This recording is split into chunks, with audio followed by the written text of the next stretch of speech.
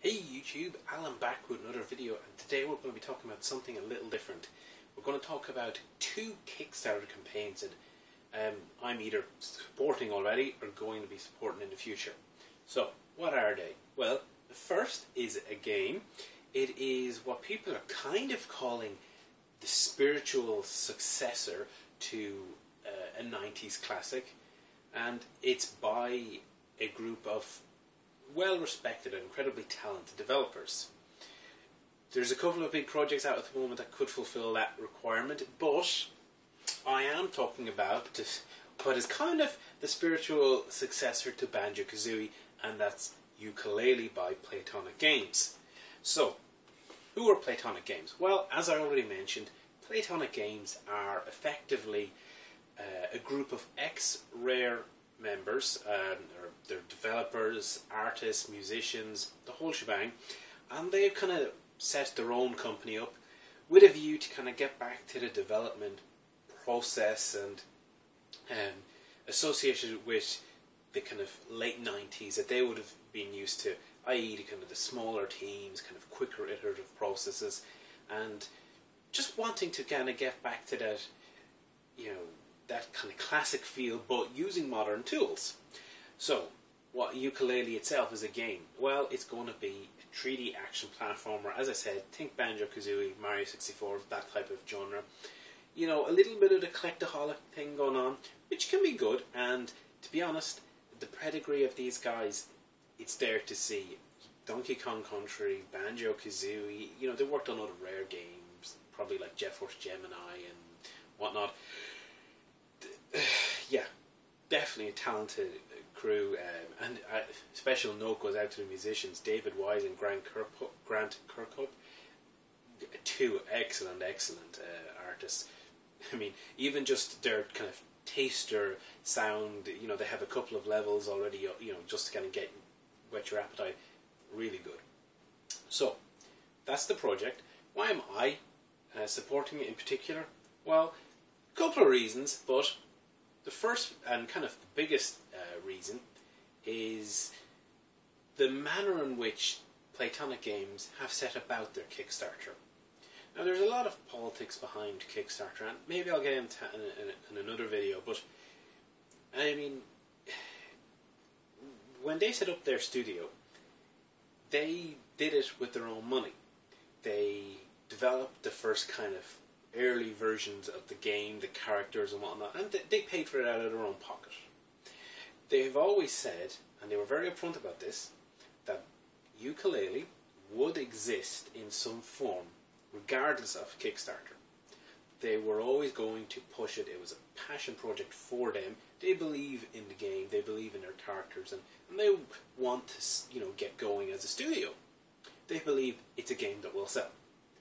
But at the same stage, Kickstarter is a very powerful tool. It allows developers to kind of increase the scope, and that's what they wanted to do, to utilize Kickstarter to kind of boost their existing funding and improve upon, you know, kind of add in all the extra kind of wish list items that they would have liked to do, which enables them, you know, people often say, well, what are you going to do with the money? They're going to get more developers, more artists, and so on. And thankfully, the project has been very successful. They blew through the original target, which was relatively small. It was like 175,000 sterling, and that raised a lot of debate. You know, why is it so small? And then some people saying it was very big. As I kind of mentioned, they were already putting their own money into it. Kickstarter wasn't funding the entire project. Kickstarter was kind of an add-on, and the fact that they were clear about that was good.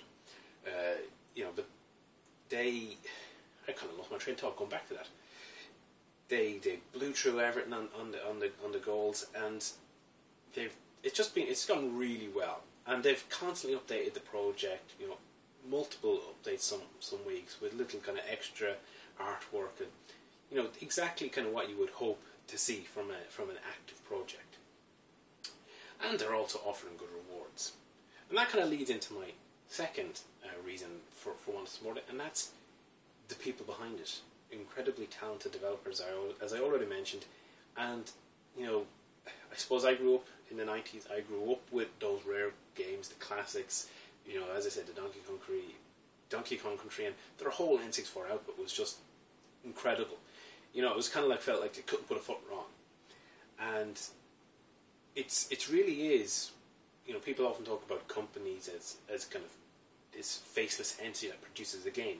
Games are produced by a whole host of artists and development, you know, people. And it's those people that really produce the content. So naturally, I mean, I definitely want to see them try and get back to their roots and develop as they did during that era. As I said, I'm really hopeful for a game. I think it'll be a good game, and you know, best of luck for them. I think it would be great as well if they hit their final Kickstarter goal, which is £2 million, which is quite a bit more than their initial outline. But it does mean that everyone would get the first DLC free. And I also mentioned that the DLC content will only be developed after launch, which is also nice to see, as DLC should be. So, that is my first Kickstarter. And the second one, though, is not a game. It's game related, alright, and it's actually not out on Kickstarter yet. It is going to be in a few days, and actually when I think of a few days, if you want to get in on Project Yooka-Laylee, you're going to have to do it pretty quick because it's closing, I think, on Tuesday or so, so hop on that.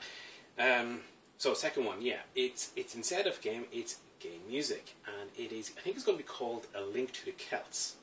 So, and who's this by? Well, I guess I would say this is by the same people that did the iDig Music Festival. So it's Emer Noon, Greg Stewart, Garfinkel, and Christopher, I have his name, this is the program. Oh, Chris Rook. I'm sorry if I got any of those names wrong. But anyway, iDig Music Festival.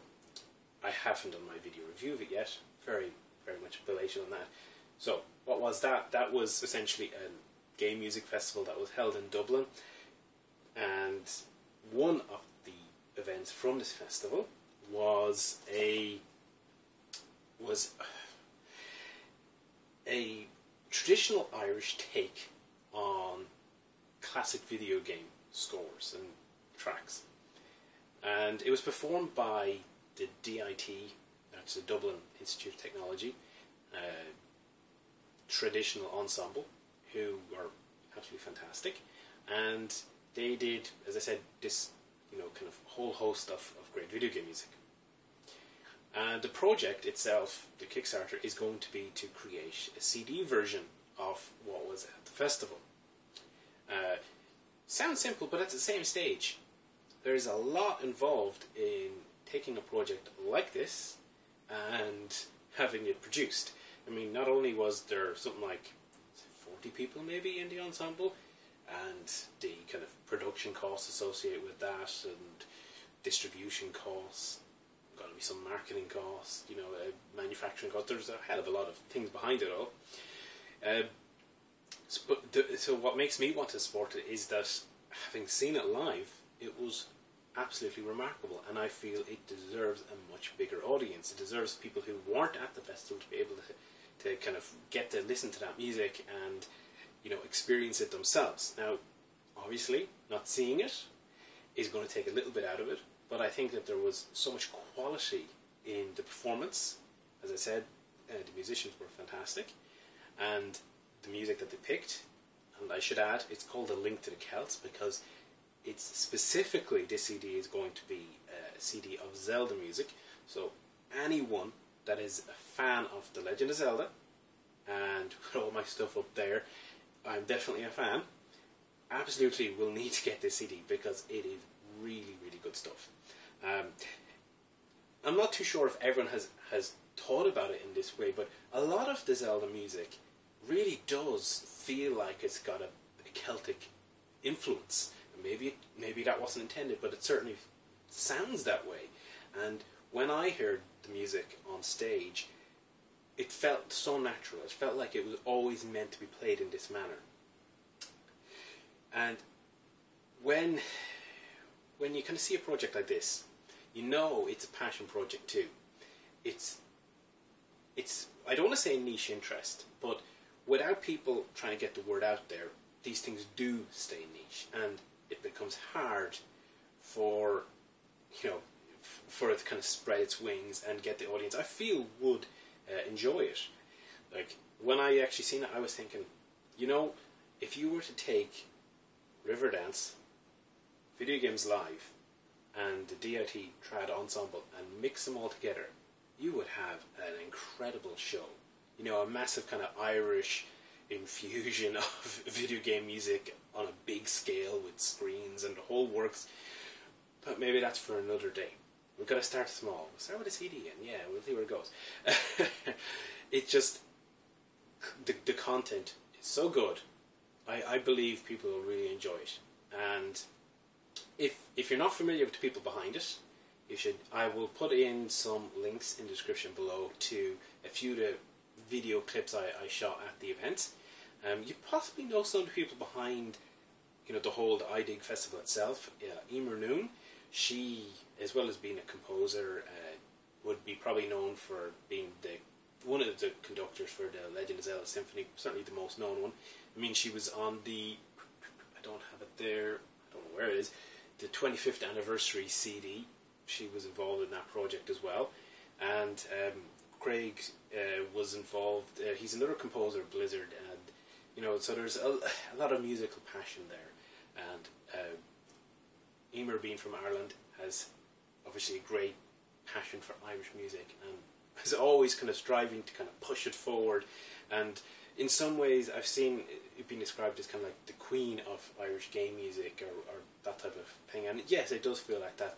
And this is another way to kind of get the, you know, get the music out there and to showcase, in this case, another group, the DIT Trad Ensemble, of incredibly talented performers. So anyway, I definitely recommend checking out a link to the Celts when that goes live in a few days' time. It's 3 or 4 days, I can't quite remember. So anyway, there's 2 Kickstarter projects that I will be backing.